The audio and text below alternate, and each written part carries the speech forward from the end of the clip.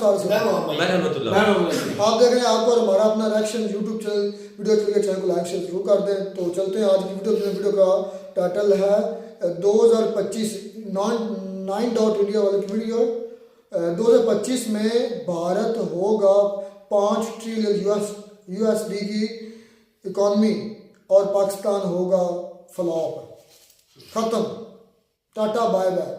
देखते हैं पहले वीडियो, फिर देते हैं इस पर अपना रिएक्शन। हुकूमत का जाते जाते अवाम पर मिनी बजट का बम गिराने का फैसला। आईएमएफ को टैक्स आमदन बढ़ाने के लिए अहदाफ का ड्राफ्ट शेयर कर दिया और ये सब 15 फरवरी से पहले करने का वादा किया है। यानी आने वाली हुकूमत के लिए वही सूरत हाल होगी कि आगे कुआं और पीछे खाई।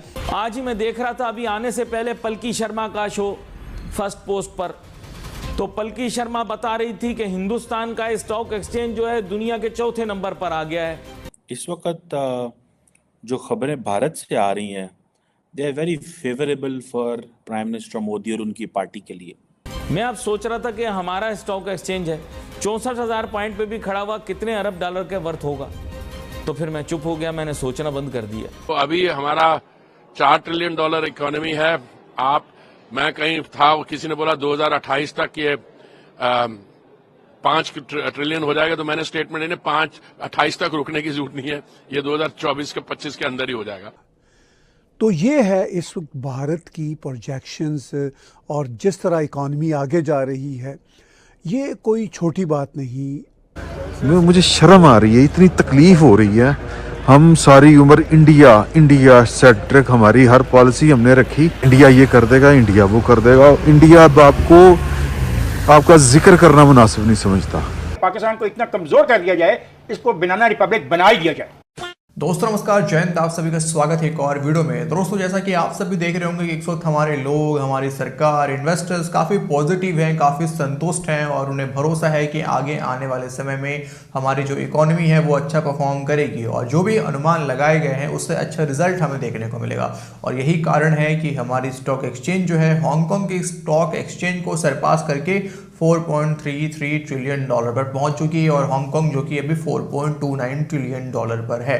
हालांकि ये मार्जिन बहुत बड़ा नहीं है, ऊपर नीचे हो सकता है, लेकिन अगर आने वाले समय में हमारा स्टॉक एक्सचेंज पॉजिटिव बना रहता है तो ये मार्जिन बड़ा हो सकता है और हम निकल जाएंगे जापान की तरफ, जो कि खड़ा है 6.1 ट्रिलियन डॉलर पर। बड़ा आंकड़ा है, लेकिन अभी लंबा रास्ता सफ़र भी, हमें लंबा सफ़र भी तय करना है। लेकिन जिस रफ्तार के साथ हम आगे बढ़ रहे हैं हम बीट कर सकते हैं, हम वहाँ पर भी पहुँच सकते हैं समय से पहले। लेकिन हमारा पड़ोसी मुल्क इस्लामिक जमहूरिया पाकिस्तान एक जमहूरी इलेक्शन कराने के लिए भी परेशान है। 8 फरवरी को पाकिस्तान के अंदर इलेक्शन तो अनाउंस कर दिया गया है, लेकिन इलेक्शन होगा नहीं होगा अभी किसी को नहीं पता। आइए बढ़ते हैं वीडियो में आगे बढ़ने से पहले अगर आप चैनल पर नए हैं तो चैनल को सब्सक्राइब जरूर से कर लें। अनएक्सपेक्टेड जितनी तरक्की ड्यूरिंग द पास्ट 10 सालों में की है वो एक तरह से दुनिया के लिए मॉडल है। दुनिया उसको रश की निगाह से देखती है। चलिए, दुनिया की बात तो अपनी जगह पे है ही है। जो भारत के साथ बराबर वाला देश पाकिस्तान है, जो पाकिस्तान भारत के साथ मुकाबला करते करते औंधा लेट गया, जिसका बुरा हाल है हर चीज़ में कंपैरिजन करते करते, जिसका इतना बुरा हाल है कि वो बेचारा इसी गम में मारा जा रहा था कि हम भारत से आगे हैं, असले में भी, हर चीज़ में। और आज भी उनको यही ख्याल रहता है कि हम आगे शायद निकल जाएंगे। हांगकांग के स्टॉक एक्सचेंज से भी भारत आगे निकल गया। अब हांगकांग का स्टॉक एक्सचेंज दुनिया के लिए, दुनिया के इन्वेस्टर्स के लिए एक माइलस्टोन स्टॉक एक्सचेंज रहा है, आज भी है। लेकिन भारत ने उससे भी एक कदम आगे बढ़ा दिए हैं। ये नरेंद्र मोदी को इस चीज़ का बड़ा फायदा हो रहा है। पूछें कैसे? Because the entire West have got at this point कि भाई चाइना की हमें ऑल्टरनेट एक मुल्क चाहिए था और वो मुल्क जो है वो इंडिया है। सो चाइना के अंदर तो जो जा रहा था पैसा वो तो जा रहा है, लेकिन ये जितना फ्रेश कैपिटल है वो फ्लो कर रहा है फ्रॉम ग्लोबल इन्वेस्टर्स इन जो कंपनीज हैं, इंडिविजुअल जो पैसा लगाना चाहते हैं। जैसे कि अगले दिन हम बात कर रहे थे भाई कि चाइना की जो इंडिया की जो है लग्जरी मार्केट जो है, ठीक है, ब्रांड्स, वो अगले कुछ अर्से में कोई 70-80 अरब डॉलर की हो जाएगी। सो इंडिया ने अपने आप को पोजीशन कर लिया एज ए चाइना के ऑल्टरनेट प्लेयर। सो नरेंद्र मोदी की सारी जो स्टोरी है वो इंतहाई आसान हो चुकी हुई है।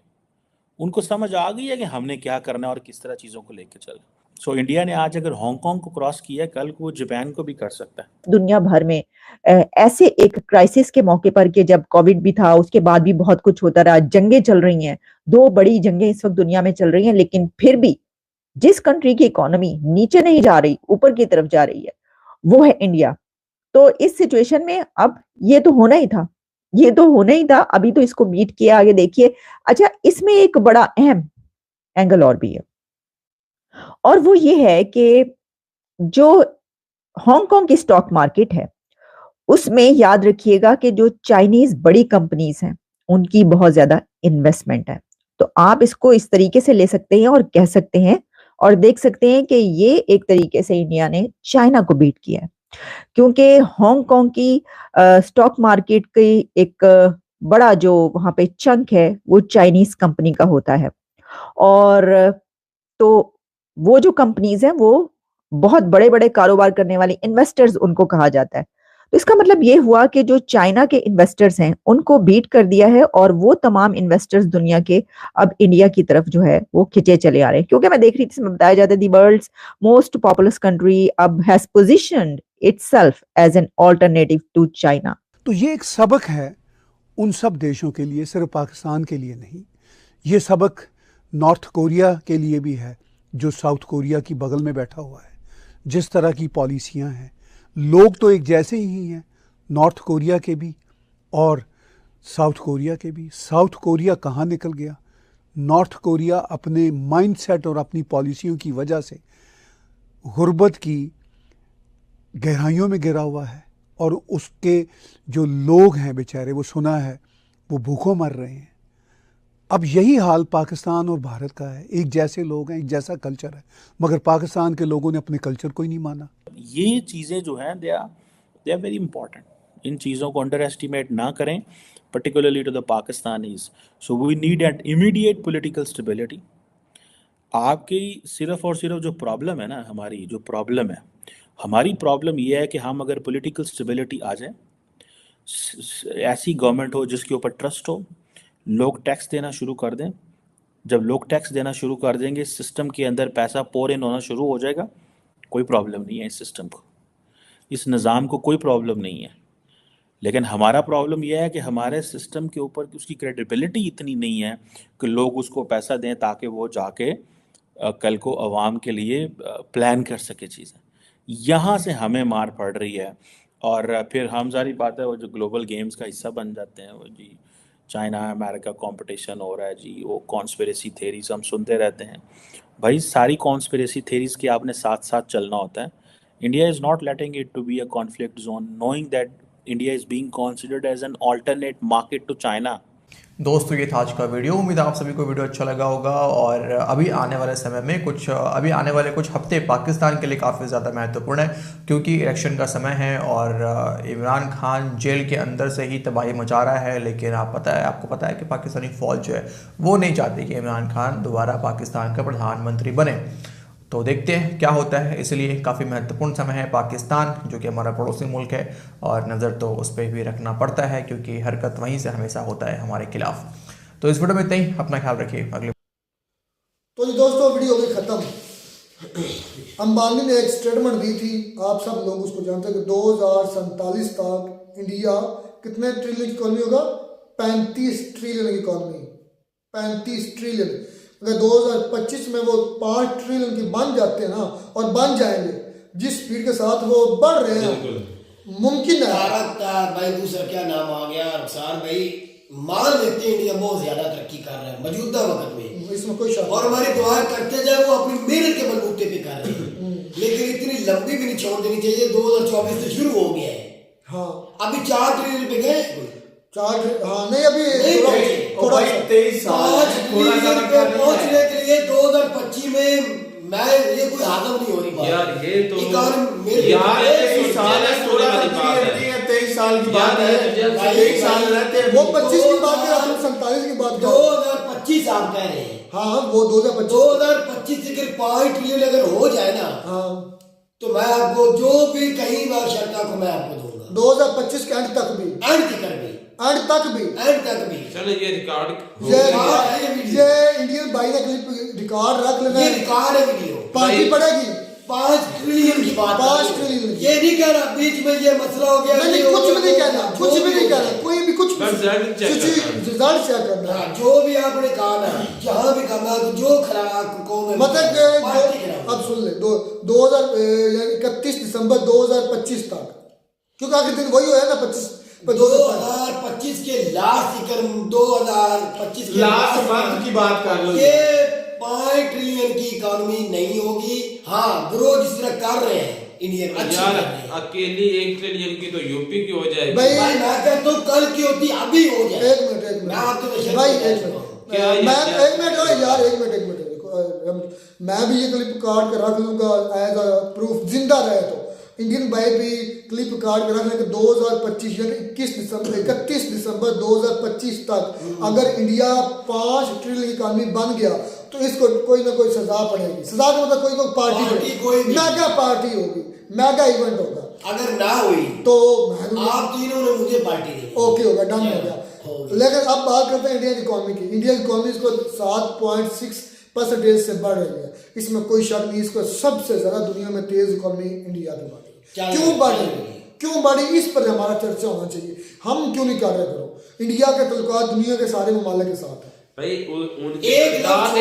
क्या हम क्यों नहीं कर रहे, ये लफ्ज़ छोड़ो, ये अच्छा नहीं, अच्छे हैं, उनके लोग अच्छे हैं, उनके मिनिस्टर अच्छे हैं, उनके पीएम अच्छे, उनके साथ सब लोग अच्छे। उनको क्या है कि इंडिया की लोग अच्छे नहीं, पूरी दुनिया में लोग अच्छे नहीं, उनके मुल्क में जमहूरियत है, पॉलिसी अच्छी है, एक मंशूर है, दुनिया के साथ तल्लुकात अच्छे हैं, बिल्कुल ये बात बड़ी है। और उनके लोग भी पढ़ रहे हैं और पढ़ाई स्टडी ये देखो यूएस से सारा पढ़ा हुआ तकरीबन होंगे मोस्टली, थोड़े बहुत नहीं अनपढ़ भी हुए लेकिन पढ़ा हुआ, इस वजह से सुपर पावर है, दुनिया की नंबर 1 है। इंडिया भी भाई जो है ना, उन्होंने अपने या जिसका कोई टारगेट ही नहीं होता उसने बढ़ना कि उसका फ्यूचर क्या है, इन्होंने टारगेट तो बना लिया है ना कि हम 35 ट्रिलियन टारगेट तो है ना, गोल तो है ना, तो आगे अल्लाह करके इंशाल्लाह बढ़ टारगेट भी वही देते हैं जो जिनको पता होता है हम ग्रो कर रहे हैं। कोई भी काम है, कोई भी बिजनेस है, हमारा अच्छे से चल रहा है, वही टारगेट देते हैं यार। हमारे पास कोई मंशूर ही नहीं, हमें टारगेट क्या देना है, हमें टारगेट ये देना है कि पिछली हुकूमत से इस बार अगर मुझे मौका मिला तो मैं उससे ज्यादा करप्शन करूंगा। यार इंडिया की देख ले 7.6 या 7% जो है ना ग्रोथ रेट है जीडीपी, पाकिस्तान की 0.5 है। अब हमने उम्मीद क्या लगानी कि हमने क्या होना है, कुछ भी नहीं। कितनी मजे की बात है, अपनी बात शर्मिंदगी वाली बात हम खुशी से बता रहे हैं, शर्मिंदगी से बता रहे हैं, शर्मिंदगी नहीं है। हमारे जो साथ वाली कंट्री है बांग्लादेश ले लो, इंडिया तो बहुत बड़ा है, बांग्लादेश ले लो, असल में बांग्लादेश भी छोड़ दो, उससे भी पीछे। बात बताए कि जितने भी वो इदारे हैं ना उनके इंडिया के, वो सारे डोमेन में रह के एक हद में जो उनको ड्यूटी सौंपी गई है ना, उस हद में रह के वो सारे अपने काम कर रहे हैं। हमारा जो है ना, हमारा जो जिसके काम स्पुर्द किया जाता है वो काम छोड़ के किसी और जगह में घुसा होता है। हमारे मुल्क में ये है और ये सबसे बड़ा अलमिया हमारे मुल्क का है। हमारा वजीर रेलवे है ना, हमारे मुल्क को नुकसान देने वाली ये चीजें हैं। हमारे मुल्क में कोई कायदा नहीं, कोई कानून नहीं, जो जिसका जहां मर्जी जी चाहता है वो वहां पे घुस जाता है। हमारा वजीर रेलवे था शेख रशीद, तो वो कह रहा था कि हमारे पास पाव के बम है, वो हमारे ऐसी सी बातें करते हैं जो कि एक मिनट बात मेरे, ओ यार ऐसी बातें ना की यार, बात तो क्लियर हो जाए। हर वीडियो में तो पाव आपने बम लगाए हुए हैं, वो छोड़ दे, शर्म आती है, वो छोड़ के बाद हर वीडियो में एक लफ्ज वो तो पाव। अच्छा मैं बात करने का मकसद ये है शेख रशीद नाम प्राइम मिनिस्टर है ना, आर्मी चीफ है भाई, यार अपनी भाई हमारी जो आवाम है ना, वो एक खाली है लोगों की, यार तेरी अपनी बात, हमारी आवाम में शऊर नहीं है, बात करती अपनी गुस्से। अच्छा कह रहा हूं उसकी कोई उस बंदे की बात कर यार, हमारी आवाम में शऊर नहीं, बात की यार, हमारी आवाम में शऊर नहीं है, ना ही उनमें तलीम है। जो भी बात करनी होती है तलीम ही नहीं है। और सबसे बड़ी बात ये होती है हम 76 सालों में कश्मीर के मुद्दे से बाहर निकले ही नहीं है। तो किसने डाला? आपने सोचना क्या है, पढ़ना क्या है, स्टडी क्या करना है। कश्मीरी चूरन किसने दिया हुआ है पता? कश्मीरी चूरन बड़ों ने दिया हुआ है, 76 सालों से लगे हुए हैं। के कश्मीर हमने लेना। पहले वाला जो अपने पास कश्मीर है वो बेचारे रोना रो रहे हैं कि हमें कुछ जो खाने को दो, बुनियादी जो हमारी सहूलतें वो हमारी पूरी करो। बस अब हुकूमत क्या कर दे, क्या निकलो रोडों पे उनके खिलाफ, निकलो दूसरों को निकलो, किन के खिलाफ? बस वो समझदार है तू कंपनी के खिलाफ। हाँ बता देना लास्ट में कि निकलो उनके खिलाफ, खुद नहीं निकलना, निकलो बूटों के खिलाफ निकलो, बूट चलो। बात मुझसे इतनी है कि हम उनको कंग्रेचुलेट करेंगे और मेरा भी नाक कट जाएगी अगर 2025 के एंड तक इंडिया 5 ट्रिलियन इकोनॉमी ना हमारा के साथ मेरी शर्त यकीन करते हैं हमारा चैलेंज हो गया। हमारा और इंडिया का कोई कंपेयर बनता ही नहीं है। मिलते हैं नई वीडियो में नाटक साथ, तब तक दीजिए इजाजत।